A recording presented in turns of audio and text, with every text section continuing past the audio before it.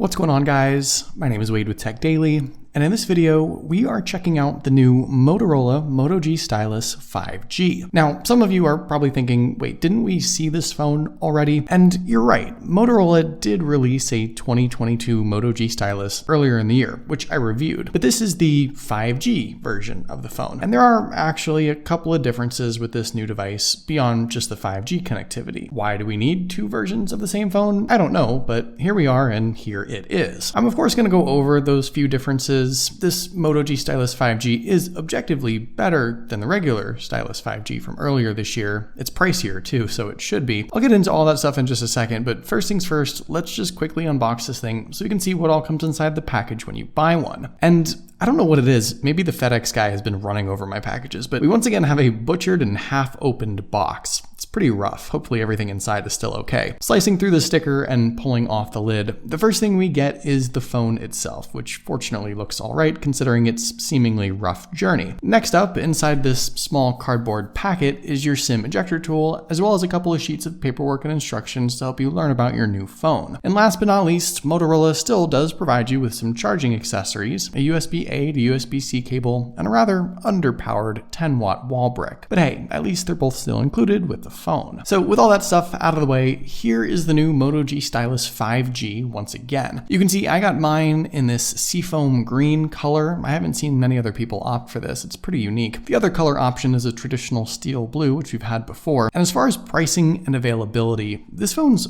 full retail price is actually $499. But at least at the time of filming this video, Motorola themselves and Amazon both are discounting this device $50, and they're including a 256 gigabyte SD card as an extra as well. That's why you'll see this phone listed with 512 gigs of storage. It doesn't actually have that. That's 256 on the phone and 256 with the SD card for free. But either way, a pretty nice little discount and package deal going on right now. And if you're interested, I'll leave some links down below in the video description to where you can get this phone at its cheapest current price. So physically, this new Moto G Stylus 5G kind of looks like the non-5G Stylus we already had. And in fact, side by side, apart from the color, you can't really tell these phones apart. Their dimensions differ ever so slightly. The Stylus 5G is a tiny bit smaller all around by just a few millimeters, but beyond that, their build, form factor, and overall design are pretty close. The Moto G Stylus 5G is a 6.8-inch device. That's the screen size corner to corner, and you get nearly an 86% screen-to-body ratio. Motorola opted to bring back the center hole punch camera cutout up top, and you have relatively slim, albeit still noticeable bezels all around with a decent bottom chin. And this is one of those phones that's more tall than anything else really. The toughest part is just stretching your finger to the top edge of the display. But if you've had any other Moto device released in the past couple of years, you're probably used to this tall aspect ratio. It's a big phone overall, but I know a lot of people do appreciate having all of that screen real estate. Around back, like I mentioned, a very unique seafoam green colorway. The materials here are mostly plastic. The back cover, while very shiny and metallic, is no doubt that cheaper material. It looks nice though, sort of changes colors in the right light. The sides and edges have a combination matte finish with a machined-like polished detail, slightly curved edge on the back, totally flat front screen. All in all, a nice looking design, familiar to Motorola, but very much a budget build. Though we do get what Motorola calls their water repellent certification for some added protection. Taking a look around at everything else, on the left side, dual SIM and SD card tray with that free 256 gig card already installed. On the right, familiar volume button sitting just above the power button, which also doubles as your fingerprint sensor. And this is a great setup. It's a raised button, so it's easier to feel for and find. Plenty fast and accurate. I've had no issues with it out of the box when I set it up, and I'm glad Motorola continues to offer it. At the bottom, the headphone jack is still there. You have the USB-C port in the middle, single speaker setup, and the whole point of this phone, the built-in stylus, which I'll demo in just a second. Center hole punch selfie camera, like I mentioned, earpiece slit above that, and around back, a triple lens camera setup, which I'll also dive deeper with in a bit. So let's now talk about that stylus. And if you just want the TLDR, it's essentially the same setup and same software experience we got not only on the non-5G Moto G Stylus from earlier in the year, but also the last few Moto G Styluses from the last few years. Down at the bottom, you get the same built-in retractable stylus that pops in and out with the click of its top. It's convenient, it's familiar, and removing it will automatically bring up Motorola's stylus shortcut menu. The stylus itself is once again just a simple metal pointer tool cool. This one is actually thicker and heavier than the non-5G phone. Kind of weird, but aside from that, it's not smart, there's no buttons, it's not in any way connected to the device. It's just a simple metal stick with a soft rubber blunt tip that basically acts like an extension of your finger. You can of course use it to tap, touch, and swipe your way through the phone and do anything else your thumb might do. I know a lot of people actually like doing this, especially if you want your taps and touches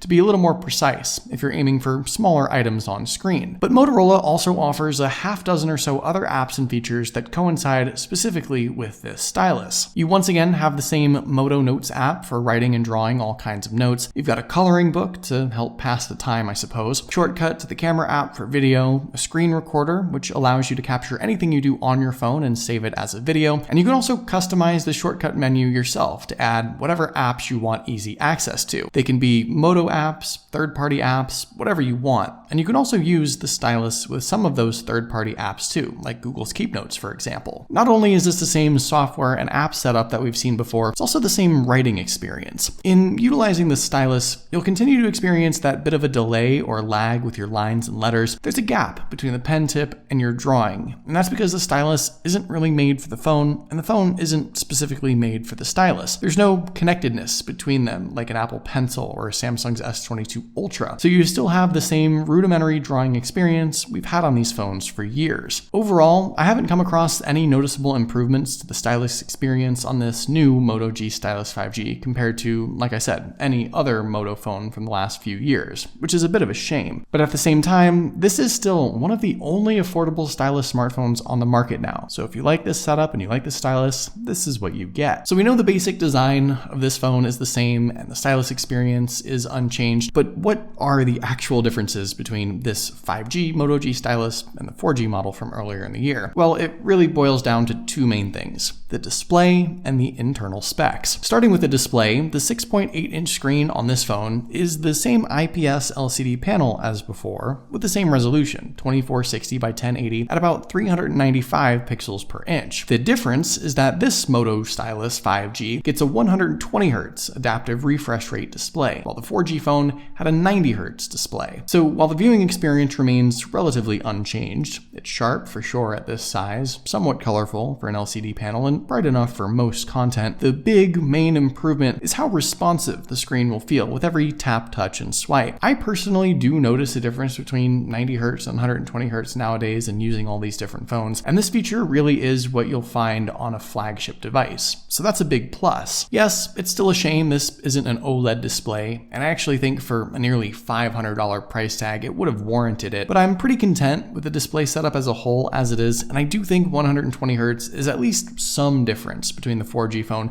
that kind of would make you consider it. As a whole, this is a big screen that's great for content consumption, and I know a lot of people will appreciate it. When it comes to the internal specs, this Stylus 5G is powered by the Snapdragon 695 5G chipset. The 4G Stylus had the MediaTek Helio G88 inside, and you also get 8 gigs of RAM here instead of 6. Here are the Geekbench scores for your reference, but in simple terms, this should mean that the Moto G Stylus 5G is 30 to 40% more capable across the board. On the one hand, that's great to see. This phone is going to be faster, more powerful, and should be able to handle even more of the complex stuff: games, multitasking, graphics-heavy apps. But to be quite honest, the 4G stylus from earlier in the year is kind of underpowered in my opinion. So this new phone really is just what the older phone should have been. On top of that, this phone also does get the Android 12 update, so that helps make things feel fresh, new, and a little snappier. But like I said with the display, these specs might be solid for like a $300 device, but for a $500 phone, I think we should be expecting a bit more. I don't doubt that there's enough here to work with for most people, but Motorola has just never pushed the envelope with their specs. And I think considering where this phone is positioned in their US smartphone market, it's supposed to be kind of a top tier device, I think it could use a little bit more capable processor. Also powering this phone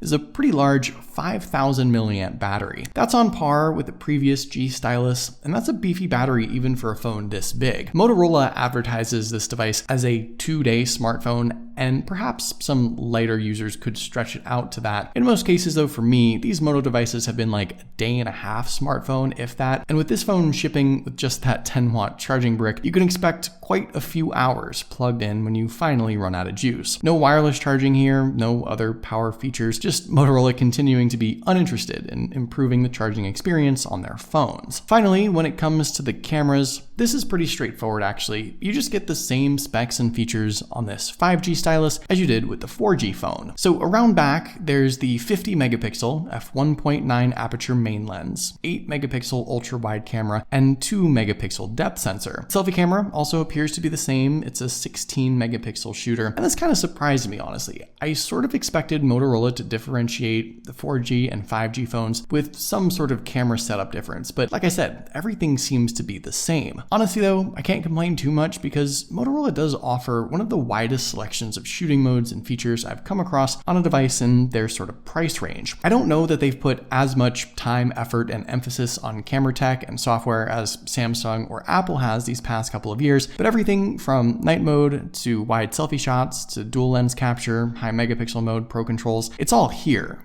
Just no 4K video still, which is probably the only real omission. And taking a couple quick sample pics out of the box, I do like what I see. Like I said, Motorola hasn't necessarily been a leader in camera tech in recent years, but they quietly have made some improvements to give you good-looking, balanced shots with enough detail to work with. And I think enough features as well for the everyday user to appreciate, and maybe even a little more that they won't ever use. The images as a whole are good, but you can tell they aren't flagship quality. In the end though, a decent all-around camera setup for a phone like this. So let me just quickly sum things up here. This new Moto G Stylus 5G is really not that much different compared to the 4G Moto G stylus that came out just a couple of months ago. Aside from 5G connectivity, you get a 120Hz display instead of 90Hz, faster, more capable processor, and a bit more RAM, and the Android 12 update for now. And that's kind of it. You have the same build and design, same stylus setup and features, same camera hardware and shooting modes. All in all, I really don't know why it's necessary for Motorola to make these two different phones when they're barely different in the first place. But either way, let me know if these Moto G styluses are something you'd consider right now. I'd love to know your thoughts, of course. Hopefully you guys did enjoy this video though. Be sure to follow TechDaily on Twitter and subscribe to the TechDaily YouTube channel if you haven't already, and I'll see you guys later.